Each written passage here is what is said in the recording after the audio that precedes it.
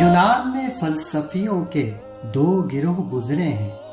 ایک رونے والے فلسفی کہلاتے ہیں اور ایک ہنسنے والے۔ رونے والے فلسفیوں کو ہر چیز میں مایوسی اور نا امیدی نظر آتی ہے۔ کائنات کے اس پربہار باغ میں انہیں ہر طرف کانٹے ہی کانٹے نظر آتے ہیں۔ چاند کی چاندنی اور سورج کی تابانی کے باوجود انہیں دنیا تاریک ہی تاریک نظر آتی ہے۔ وہ خاموش رہنے اور زندگی میں موت کی صورت بنا لینے ہی کو کامیابی سمجھتے ہیں۔ خدا کی نعمتوں سے فیضیاب ہونے اور کائنات کو سنوارنے سدھارنے میں جسم و جاں کی قوت کھپانا ان کے نزدیک انتہائی نادانی، بے وقوفی، ناسمجھی اور ان نعمتوں سے محروم رہنا اور خدا کی دنیا سے بیزار رہنا ہی روحانی ترقی ہے۔ وہ دھرتی پر بسنے والے انسانوں کو ایسے ڈھانچوں میں دیکھنا چاہتے ہیں جن کے قوائے عمل یعنی عمل کرنے کی صلاحیتیں سرد، دل شکستہ، چہرے غم زدہ اور روحیں افسردہ اور مایوس ہوں۔ یہ خدا کی بھری پڑی دنیا میں نفرت، بیزاری، نا امیدی اور مایوسی کے سائے میں زندگی کے دن جوں توں کاٹنا ہی اپنی معراج اور بلندی سمجھتے ہیں، جبکہ اس کے برخلاف ہنسنے والے فلسفی کل کی فکر کے غم سے آزاد، محض کھانے پینے اور داد عیش دینے کو زندگی کا حاصل سمجھتے ہیں۔ ان کے نزدیک انسان کی معراج یہ ہے کہ وہ ہر فکر سے آزاد، عیش و عشرت میں سرمست جانور کی طرح اچھے برے کی تمیز سے بے نیاز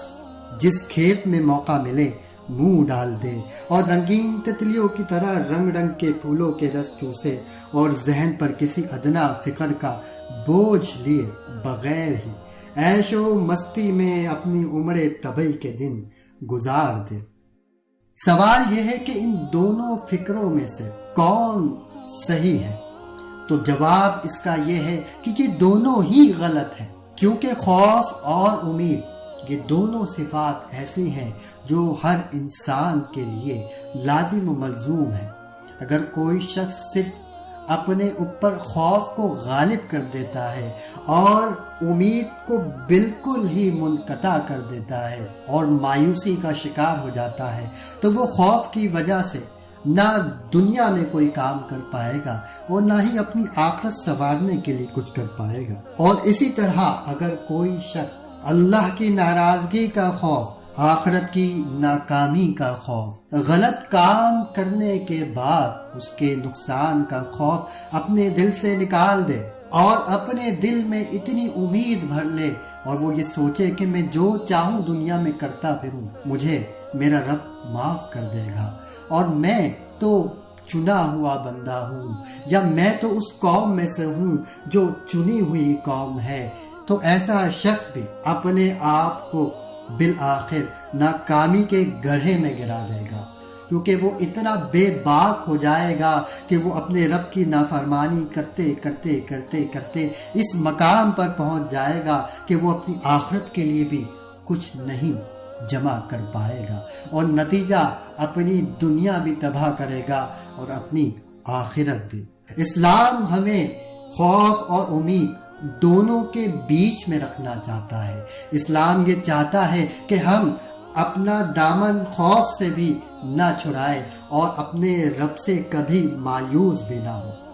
یہ خوف ہی ہے جو انسان کو گناہوں سے دور کرے گا اور یہ امید ہی ہے جو انسان کو نیکی کرنے کے لیے آمادہ کرے گی۔ خدا کے خوف سے لرزتے رہنا اور کسی حال میں خدا کی رحمت سے نا امید نہ ہونا، فکر و نظر کا یہی اعتدال، یہی میانہ روی ایمان کی صحیح حالت ہے، اور اس توازن اور بیلنس کو کھونا افراط و تفریط میں پڑنا یعنی کمی و زیادتی کا شکار ہونا ہی صراط مستقیم سے بھٹکنا ہے۔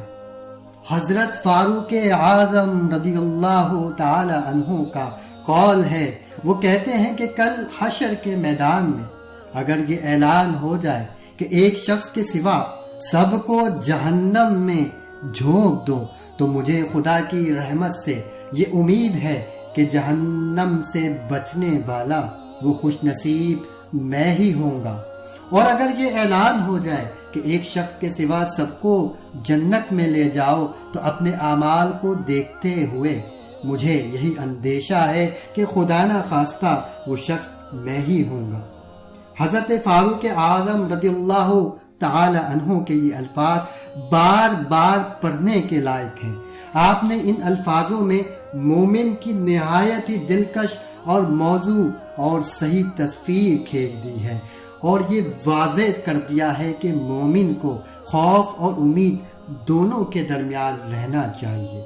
ایمان دراصل خوف اور امید کی اسی مطلوب کیفیت کا نام ہے، اور مومن کی زندگی کا اصل جوہر یہی خوف و امید کی ملی جلی کیفیت اور فکر و نظر کا یہی اعتدال میانہ روی ہے۔ اسی کیفیت اور اعتدال کی بدولت وہ زندگی کا پر خطر سفر سکون و نشاط کے ساتھ اس طرح طے کرتا نظر آتا ہے کہ خدا کے قہر و غضب سے ڈرتا، لرزتا، معصیت و گناہ و لغزش کی ہر جھاڑی سے اپنا دامن حیات بچاتا، سمیٹتا، اور خدا کی رحمت کا نہ ٹوٹنے والا سہارا پکڑتا ہوا شادہ و فرحاں اپنی منزل سے ہم آغوش ہو جاتا ہے۔